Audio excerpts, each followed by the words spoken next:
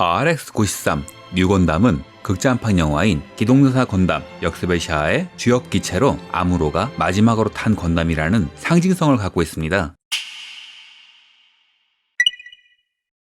역습의 샤아는 건담 프로젝트가 늘 그렇듯 토미노 감독이 쓴 시나리오를 반다이가 주축이 된 위원회가 심사, 검토한 각본으로 만들어졌는데요. 이 원고가 소설로 발매된 벨토 치카 칠드런이며 영화로 각색된 것이 역습의 샤아입니다. 이 외에도 영화 공개에 맞춰 영화 시나리오를 그대로 소설로 쓴 역습의 샤아 소설판이 존재하지요. 이렇게 이 작품은 4가지 시나리오를 지닌 특이한 건담이 되었습니다. 4가지가 된 이유는 소설판이 극장판 소설과 하이스트리머라는 2개 작품으로 나뉘어졌기 때문이죠. 둘 다 지브리의 모회사인 노쿠마 쇼텐이 출간했습니다.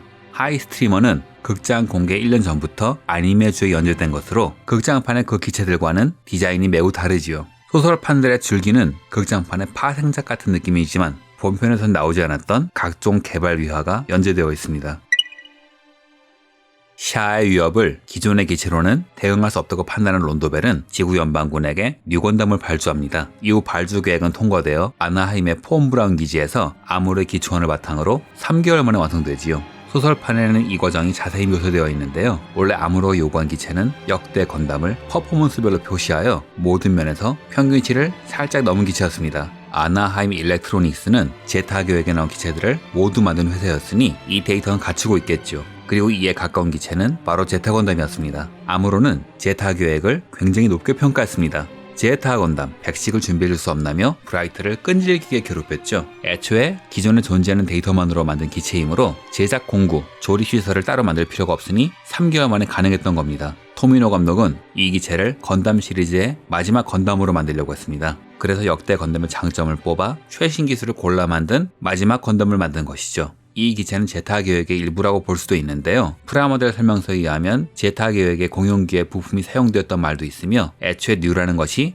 그리스 문자이며 제타 계획에는 같은 문자를 쓴 델타, 감마 건담도 있으니 뉴 건담은 릭티아스, 백식, 제타 건담과 형제기라고 할 수도 있겠네요.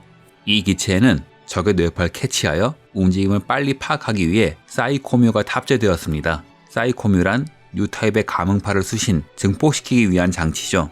이를 위해 뉴건담엔 사이코 프레임이 장착되었습니다. 다만 이 사이코 프레임의 출처가 문제인데요. 이것은 샤아가 의도적으로 유출시킨 기술로 만들어졌습니다. 샤아의 사자비도 아나하임에서 개발된 것이며 제작 과정에 옥터버가 껴있기 때문에 유출시키는 건 일도 아니었겠죠. 플레이테이션판 기동전사 건담 역습의 샤아에는 이 과정이 영상으로 들어가 있습니다. 情けないモビルスーツと戦って勝っても意味がない。ララースーンは敵対するアムロに求めていた優しさを見つけた。あれがニュータイプ同士の共感だろうとはわかる。 이 자료는 아나하임이 빼돌린 것입니다. 이 사이코 프레임은 뉴타입이 아닌 보통 사람인 첸이 기라도가의 궤돌비를 읽어낸다던가 알파 아질의 빔을 무효화하는 등 여러가지 기적을 일으킵니다. 유니콘 건담의 온갖 기회는 여기서 비롯된 것이죠. 다만 뉴건담의 경우 조종석 부위에만 사이코 프레임이 장착된 데 반해 사자비는 구동계에 장착되어 있어서 뉴건담의 적의 움직임을 빨리 파악하는 데 최적화되어 있다면 사자비는 샤아의 의지대로 신속하게 움직일 수 있죠. 스펙 데이터나 실성능 모두 사자비가 높은 이유입니다. 하지만 뉴건담에도 나름의 장점이 있지요. 보통 작품 초반에 리가지로 사자비와 1대1로 싸우는 장면이 있어서 아무로가 이겼다고 하시는 분들이 많으신데 이때 샤아는 판넬을 쓰지 않았습니다. 건담 역사에서 최강의 건담은 턴웨이입니다. 이건 어느 누구도 반박하지 않죠. 그래서 건담기에는 최강이 아니라 2위 콩라인이 누구인가가 쟁점이 되어 있는데요. 여기 항상 끼는 게 뉴건담이죠. 재미있는 것은 이 기체는 역대 건담의 평균치만 뽑은 기체라 특이한 성능이 없다는 겁니다. 그가 원한 제타 건담이 시범적인 첨단 기술의 정수임을 감안하면 아이러니라 할 수 있죠. 발칸 외의 모든 무장은 외장으로 빼고 대부분의 부품은 공용 부품, 사실상 양산기의 프로토타입이라고 봐도 무리가 없습니다. 풀메탈 패닉의 사가라 소스케는 아바레스트보다 M9을 좋아했죠. 병기로서의 신뢰성이 높기 때문이었는데요. 뉴건담이 딱 그런 기체입니다. 그 외에도 아무로의 성격을 반영한 여러가지 설계가 돋보입니다. 아무로는 내장 무기를 별로 좋아하지 않는데 발칸포는 탄피가 배출되는 실탄형이며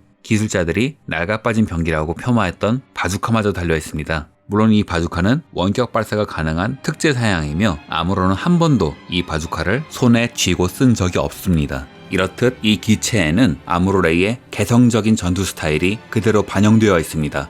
하나는 빔 라이플입니다. 사자미는 E팩, 즉 에너지팩 교체형 라이플을 장비하고 있습니다. 왜냐하면 메가 입자포를 쓸 수 있기 때문에 라이플의 화력에 기대지 않는 거죠.